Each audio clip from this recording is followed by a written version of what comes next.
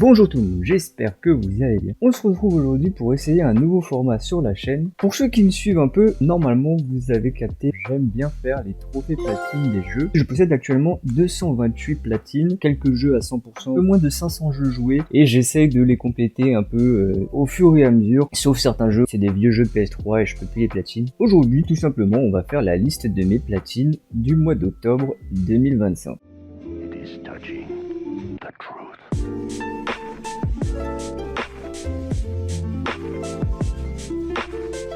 Ok, on commence avec un classique, tout simplement GTA V sur PS4.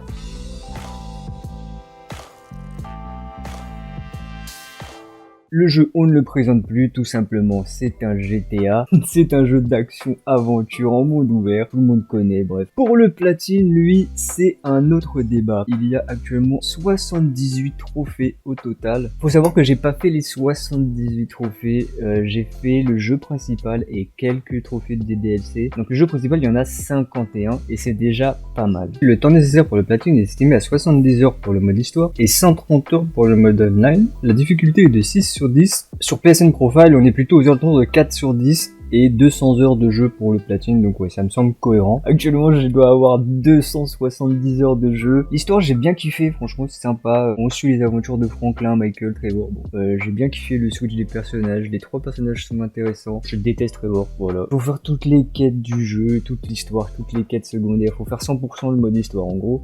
Tous les collectibles, etc.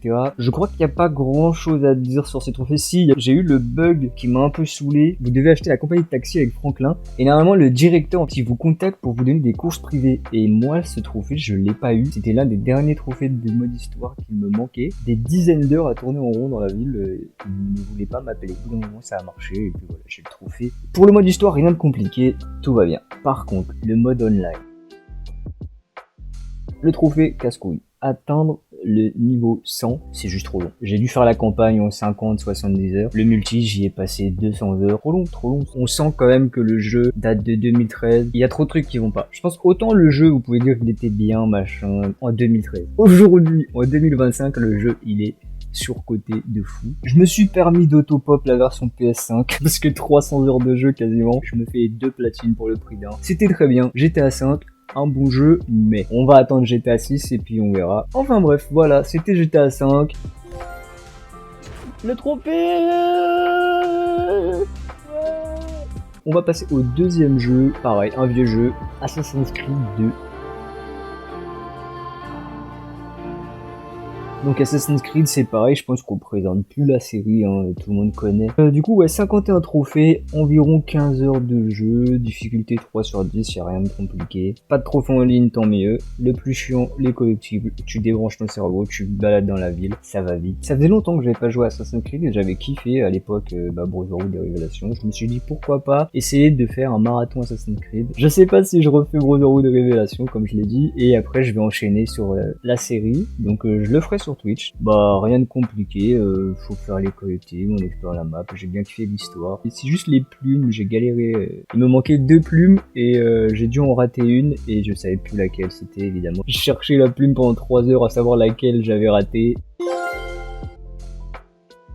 Ensuite, on repasse à un jeu coop Ghostbusters Spirit Unleashed, un petit jeu multi sympa. C'est sorti en 2022. C'est cool, c'est un jeu asymétrique, mais on peut jouer avec les IA. Du coup, franchement, heureusement. Donc Ghostbusters, tu peux jouer soit le rôle du Ghostbuster, soit le rôle du fantôme. Pareil, c'est pas trop compliqué. 52 trophées, 15 à 20 heures de jeu, 3 sur 10 en difficulté. Je les platine personnellement en 22 heures. On a des actions spécifiques à faire, détruire des brèches de fantômes, capturer 25 fantômes, détruire 100 larbins, enfin bref. C'est des actions à la con. Rien de compliqué. Un peu de farm pareil avec des collectibles. Il y a genre 5 collectibles par map. Et du coup, faut rejouer les maps. Et ensuite, du farm pour atteindre le niveau 50 tout simplement. Il y avait peut-être un petit trophée chiant. Fallait passer à travers les 4 chasseurs en moins de 3 secondes et mettre à terre les 4 chasseurs avec un ulti. Avec les IA, on se démerde un peu, on bidouille. Et ça passe. Ouais, le platine. Je vais passer rapidement sur le prochain jeu, puisque j'ai pas grand chose à dire dessus. Mystic Pillar. On passe en mode zen, un petit jeu de réflexion d'un petit studio indépendant indien. J'aime bien réfléchir, j'aime bien me crever la tête, donc j'ai passé ça chill. Il y a 19 trophées, rien de compliqué, ça se platine en 2 heures si vous êtes pas con. Si vous avez un guide, vous pouvez le platine en 30 minutes. Platine rapide, sans prise de tête, tout simplement. Ok, petite mention honorable, il n'y a pas de platine, mais c'est un 100% sur le jeu Transférence, un jeu Ubisoft. Si vous avez un guide, vous pouvez le faire en 30 minutes, c'est une difficulté de 2 sur 10, je l'ai platine en 2 heures en live.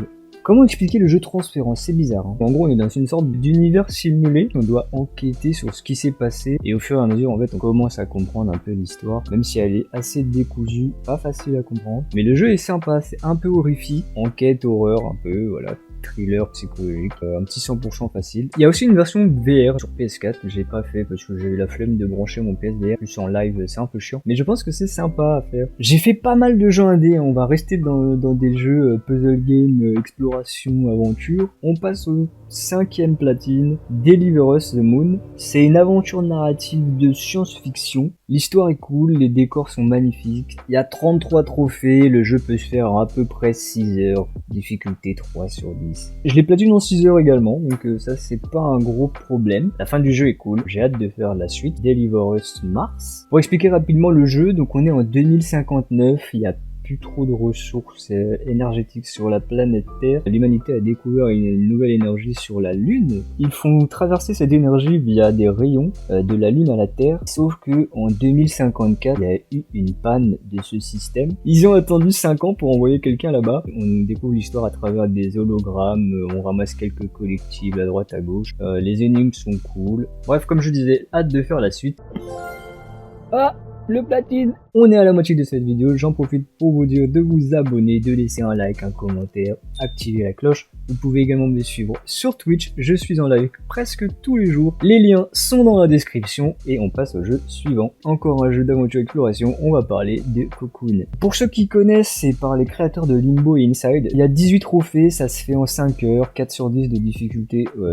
Je pense qu'on peut mettre moins, mais moi je vois pas ce qui est compliqué. Peut-être les combats de boss, mais faut vraiment être pas doué. Je les platine en 4 heures d'ailleurs. Quasiment tous les jeux que j'ai cités sont sur le PS Plus, donc allez-y. La DA est super cool, vraiment j'ai adoré. Pour expliquer un peu le gameplay, donc là ce petit personnage, au début on comprend pas trop, et au bout d'un moment on va ramasser une boule, et en fait on peut rentrer à l'intérieur de cette boule et on change de monde. Au début on en a une, après on en a deux, après on en a trois, à la fin je crois on en a 4. Il faut résoudre comme ça des énigmes en passant d'une sphère à l'autre. En étant à l'intérieur d'une sphère, on peut récupérer la sphère dans laquelle on est dans une autre sphère. Bref, Inception. Et c'est bizarre. Et le jeu était vraiment super cool à faire. Attention, le platine.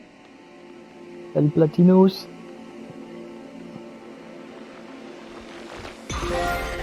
Let's go. Il y a pas mal de jeux d'ailleurs que j'ai parlé. Je ferai peut-être des vidéos complètes sur les platines. Le jeu suivant également, on va parler de Call of the Sea. Call of the Sea, encore un jeu d'aventure narratif.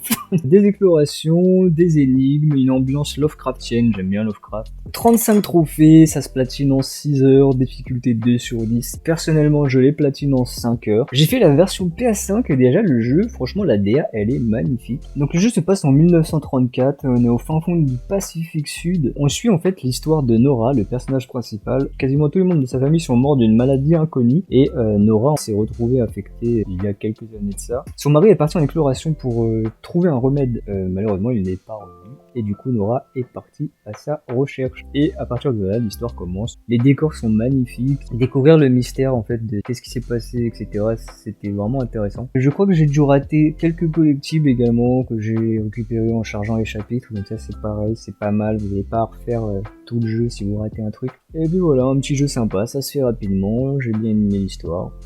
Rien à dire. Ah, c'est bon. C'est bon, c'est bon.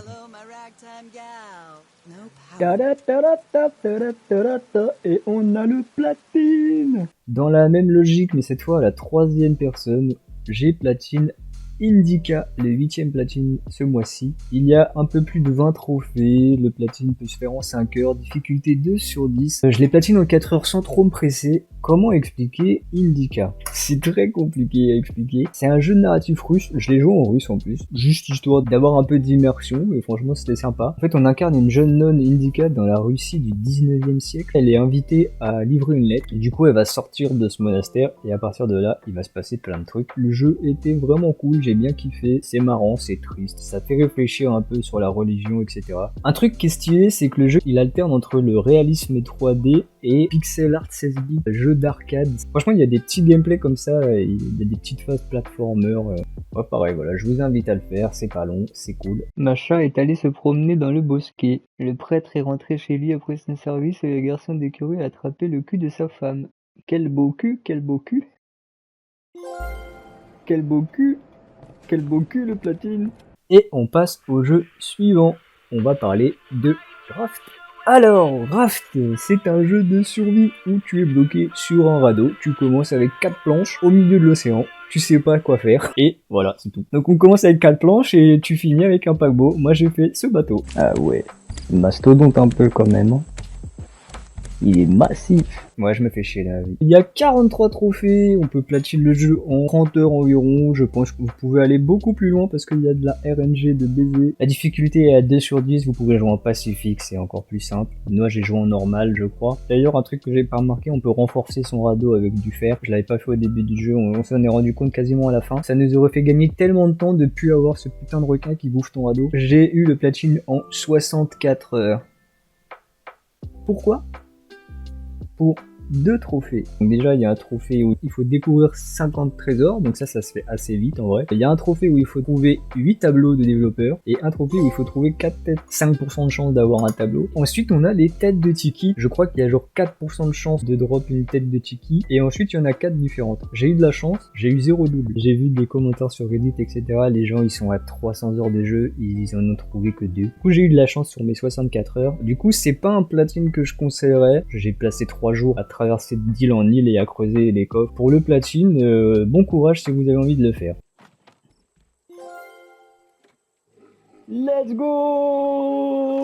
On arrive au dernier jeu de ce mois, je l'ai platine le 31 octobre et c'est Borderlands 3. Le platine se fait en 60 heures à peu près, difficulté 4 sur 10. Il n'y a pas de trophée manquable, tant mieux. Borderlands c'est pareil, on présente plus trop le jeu, c'est un looter-shooter, du loot. Vous tuez des gens, il y a des armes qui volent partout, vous ramassez, vous améliorez votre équipement, vous repartez. Le platine est long, il y a une centaine de quêtes à faire, surtout qu'il y en a certaines qui sont assez longue dans le sens où tu peux pas vraiment skip les dialogues, t'es obligé d'attendre que le personnage finisse de parler pour pouvoir avancer dans la quête, c'est un peu chiant. Mais bon, ça reste un Borderlands, c'est sympa, c'est drôle, franchement vous tapez des barres sur certaines quêtes, c'est n'importe quoi. Les platines en 41 heures, on était 3 donc sur les quêtes secondaires en gros on faisait une quête chacun, du coup ça allait un peu plus vite, je pense que c'est pour ça que j'ai passé moins de 60 heures dessus. Il y a un trophée chiant, c'est de découvrir toutes les zones du jeu, comment vous dire que c'était un peu buggé. Des fois il y a des zones, tu rentres dedans, c'est pas comptabilisé. Il y avait certains qui avaient des lieux que d'autres n'avaient pas, genre il y avait des régions que j'avais pas explorées, j'avais tous les lieux. Mais voilà, le jeu est cool, c'est un Borderlands, ça se fait tranquille, vous tapez des barres avec vos potes. Et puis voilà.